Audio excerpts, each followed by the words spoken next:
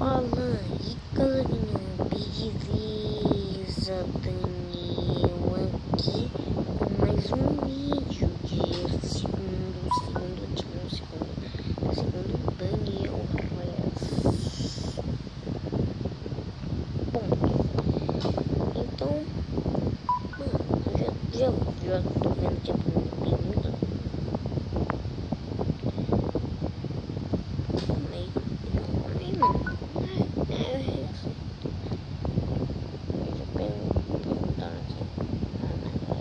Apagaram o fim da porta falando.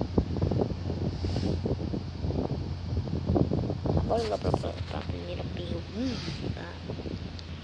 A primeira pergunta é de Sixcraft BR. Vamos lá ver. Primeiro, Sixcraft BR, não Sixcraft BR. Cadê ele? Qual foi a primeira vez que você conheceu o YouTube Super Like e Game Like? Bom, olha, a primeira que eu conheci, a primeira vez que você conheceu, não, só vou dizer um que eu conheci. Eu só conheci primeiro o Game Like, né? Aí depois o Super Like, aí o último dia tudo mais o que tudo foi. Tá, então deixa um like nesse vídeo também nos outros Daniel Responde. Então bora lá pra próxima. A próxima é do CM, dois youtubers, G5Bliel. Acho que é Gabriel, sei lá.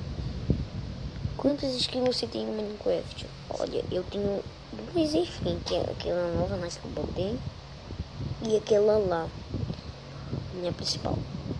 Mas o uso do blusão do papai. Então são três. Então bora lá para a próxima pergunta.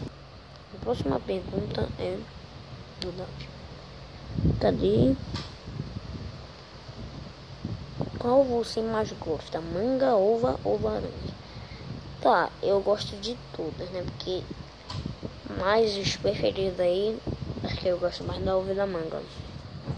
Eu gosto da laranja, mas não muito, né? Mas de direto mesmo é a manga daí. Galera, agora eu pergunto dois também. Vocês podem perguntar dois também, né?